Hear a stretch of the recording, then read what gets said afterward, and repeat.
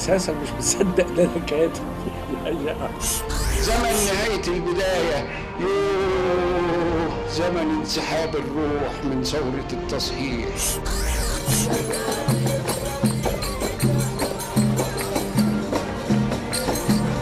عايز تخش الوان ابدا؟ والله الالوان دي كانت جديده. انا بشتغل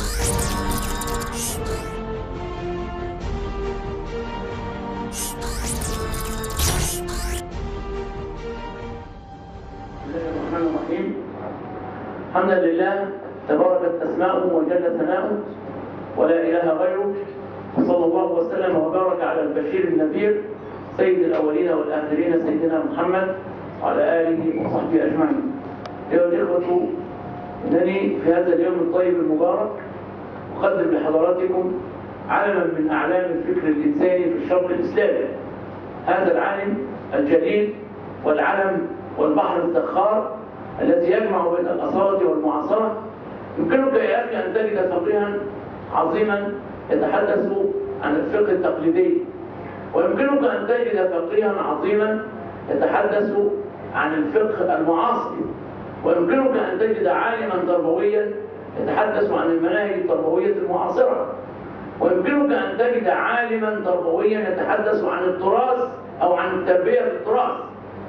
لكن إذا أردت أن تجد شخصا يجمع كل ذلك فهذا أمر يشبه المستحيل، وهذا المستحيل يتمثل في العالم الجليل البحر الزخار رئيس هذه الجلسة، أستاذنا وأستاذ الأجيال، العالم الذي جمع بين الدراسة في الأزهر والدراسة في إنجلترا والدراسة والتدريس في جامعات العالم كله، شرقه وغربه وشماله وجنوبه، العالم البحر الأستاذ الدكتور محمد علي المصطفي. فيتفضل برئاسة هذه الجلسة. تفضل يا شكرا للأستاذ الدكتور مصطفى رجب سالم، ومعذرة إن كنت يعني حقك يا سيدي ظهرت أمامكم لأن أنا يعز علي الوقت وأنا معذرة يعني أتكلم في الوقت لثواني. نحن أمة متخصصة في موضوعة الوقت، متخصصين في موضوعة الوقت، ولكن بداية الاتفاق مع الباحث كان في منتهى الدقة حين قال لي السيارة ستكون موجودة أمام منزلكم بمدينة نصر بالقاهرة في الساعة 4 قبل أذان الفجر. لك أن تتخيل، وبالتالي لا نوم. واتصل بالسائق فعلا الساعة 4. قلت له طب هون على نفسك، صلي الفجر، انت هتجيلي من غير ما تصلي الفجر، صلي الفجر. صلى الفجر وأنا صليت الفجر وجينا. وطبعا يعني أنا يهمني جدا المصلحة العامة. ربما تكون في هناك ظروف خارجة عن إرادة الباحث. الباحث ليس له ذنب معذرة يعني. إدارتنا أدم سعد علينا. الله يخليك. فأنا بس أنا بعتذر للحضور يعني على إن أنا ربما أكون يعني هذا حقك يا سيدي. الله يخليك. أنت رئيس الجلسة وأنت كبير القضاء في هذا. الله يخليك. أعوذ بالله من الشيطان الرجيم. بسم الله الرحمن الرحيم. أستفتح بالذي هو خير. ربنا عليك توكلنا وإليك أنبنا وإليك المصير. وبعد، فنحن في هذا المحفل العلمي وفي ضيافة جامعة قناة السويس وكلية التربية بهذه الجامعة الفتية، شرفت بدعوتي لمناقشة هذه الرسالة المقدمة من الباحث سمير فايد عطية محسن. والشكر واجب للجامعة ولكلية التربية ممثلة في عميدها الأستاذ الدكتور محمود ووكلاء الكلية وأقسام الكلية، وعلى وجه الخصوص قسم أصول التربية، والدعوة الكريمة الموجهة لي بمناقشة هذه الرسالة. وأخصه بالذكر الأستاذ الدكتور مصطفى رجب سالم الذي يعني أضفى علي ما لا أستحقه، ولكنه كرم في الخلق. فقد زاملته في الأزهر في معهد القاهرة الديني المرحلة الابتدائية والثانوية لمدة 9 سنوات. الابتدائي 4 سنين والثانوي 5 سنين، عشان بس تاخدوا بالكم من التدرج التلمذة. بعد 4 سنوات بالمدرسة الابتدائية، يعني تاخد 4 سنين في المدرسة الابتدائية وتيجي تخش أولى ابتدائي في الأزهر وتمتحن في القرآن الكريم كاملا قبل أن تدخل المعهد في أولى ابتدائي.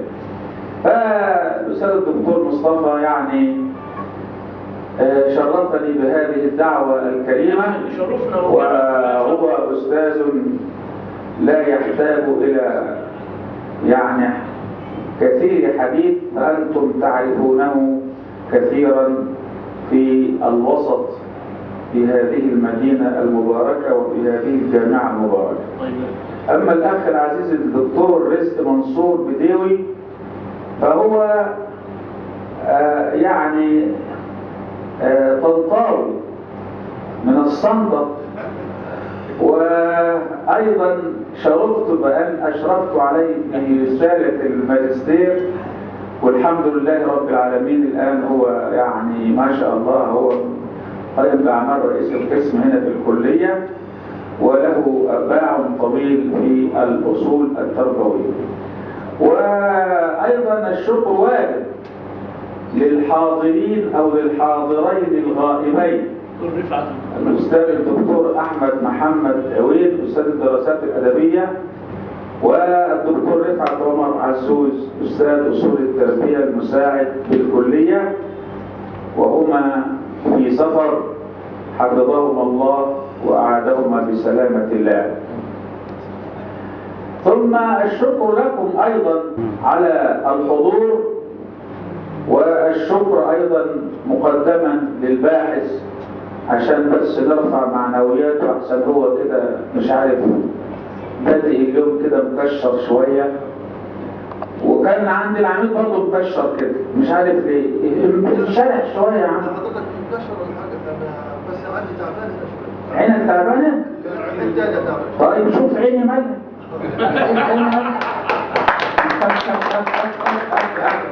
ايوه كده فك شويه.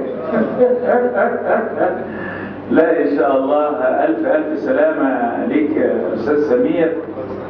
الاستاذ سمير يعني الحقيقه في الايام الاخيره كان قلقا، وزاد من قلقه ان التليفون المحمول بتاعي منذ 4 لليل الساعة 11 ليلة أمس ما حدش يعرف أنا فين.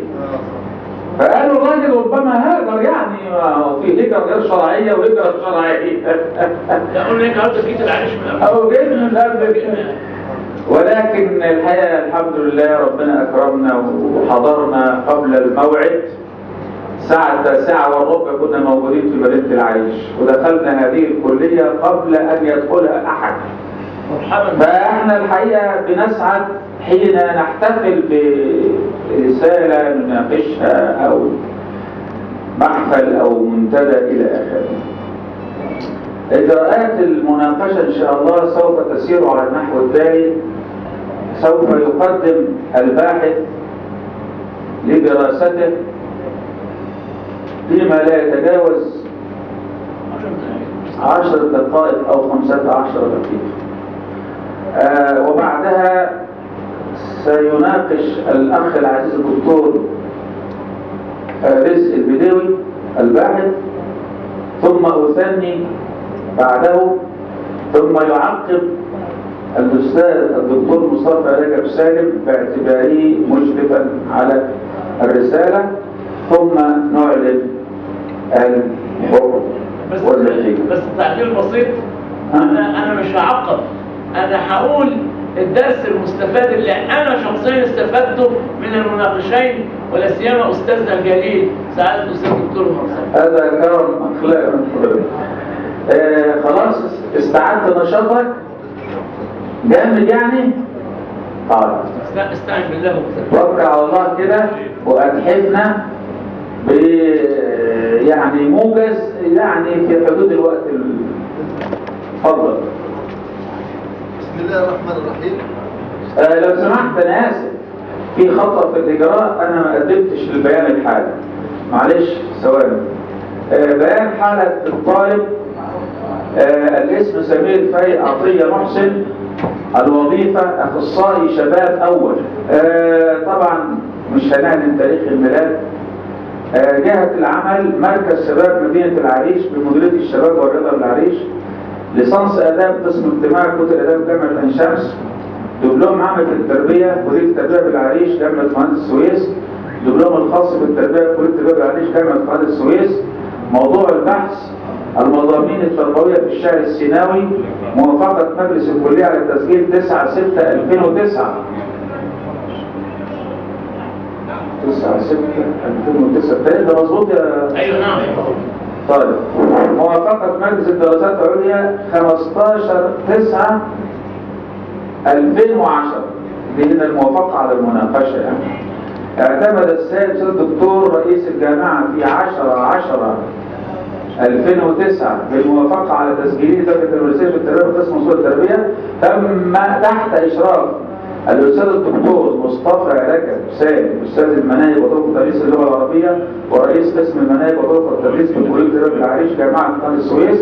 الأستاذ الدكتور أحمد محمد عوين أستاذ الدراسات الاجتماعية بكلية التربية بالعريش جامعة قناة السويس.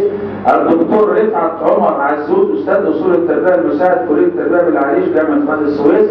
وقد وافق مجلس الكلية بتاريخ 12/7/2010 على تشكيل لجنة المناقشة. محمد علي المرصفي أستاذ أصول التربية المتفرغ كلية التربية جامعة طنطا مناقشا ورئيسا. الأستاذ الدكتور مصطفى رجب سالم أستاذ المناهج وطرق التدريس اللغة العربية ورئيس قسم المناهج وطرق التدريس بكلية التربية بالعريش جامعة قناة السويس مشرفا وعضوا. الدكتور رزق منصور بدير أستاذ أصول التربية المساعد ورئيس قسم أصول التربية بالعريش جامعة قناة السويس مناقشا. وقد اعتمد السيد الأستاذ الدكتور رئيس الجامعة بتاريخ 22/9/2010 الموافقة على تشكيل لجنة المناقشة والحكم. هذا هو بيان الحالة، فالباحث يتفضل الآن بتقديم بيانه.